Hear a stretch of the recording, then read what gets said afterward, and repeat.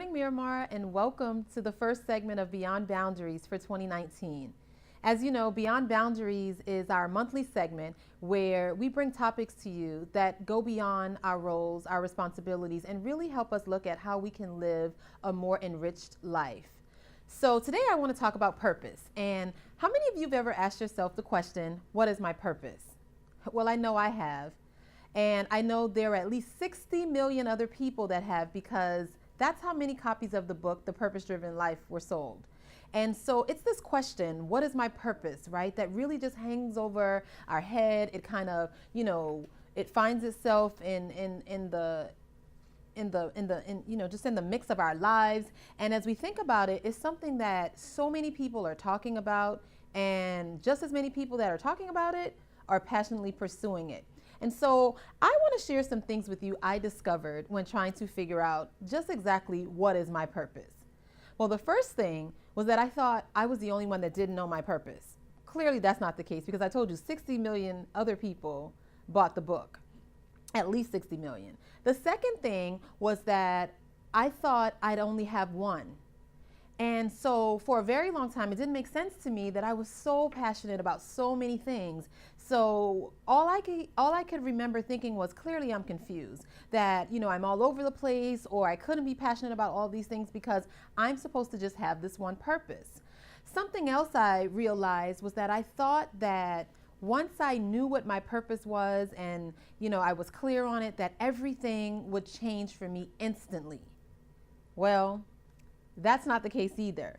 The other thing I discovered, which was fascinating to me, was that I believed knowing my purpose and being able to say it and share it with people just as I do my name would allow me to move forward smoothly, and everything would just flow in my life. And so until then, I found myself really frustrated and stagnant. I would overthink things. I would find myself just really concerned about saying the right things, doing the right things, making the right connections, going the right places, because I just knew that all of those things would really, really, really help me in this quest to know what exactly is my purpose. And so instead of finding my purpose being this beautifully enriching experience, it became just a dreadful, frustrating process, if you will. And then there was one day I realized that I wasn't looking for it. Caught that. I wasn't looking for it. I was actually at an event for one of my clients, and I was watching the results of my work in action.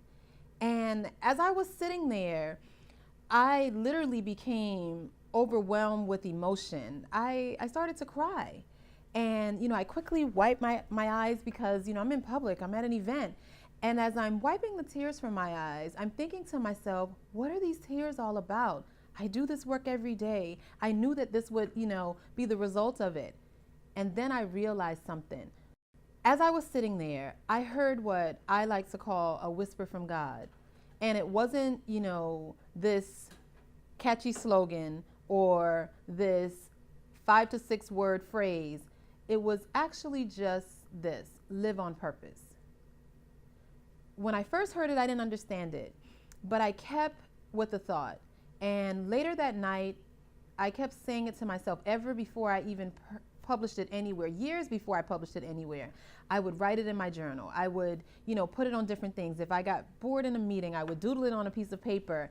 And I just stayed with that, live on purpose.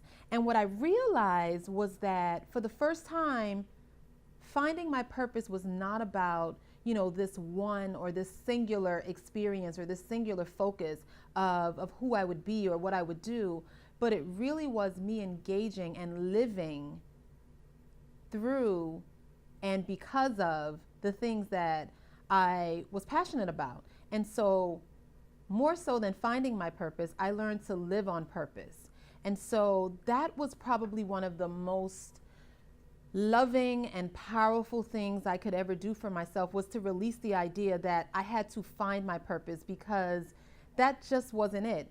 In fact, believing that I had to search for something outside of myself really started to create, a separation from who I was actually intended to be anyway. I was intended to have these, many passions and these many things that I'm good at and I'm interested in, because it was all tied to the many, the many phases or the many faces of me, if you will. So it taught me to love on purpose. It taught me that as a mother, as a wife, as a woman, as an entrepreneur, as a leader, as a business owner, as someone that is a friend, as someone that loves to cook, all of those things were my passion, because I was supposed to do them all and incorporate them in my life and live on purpose.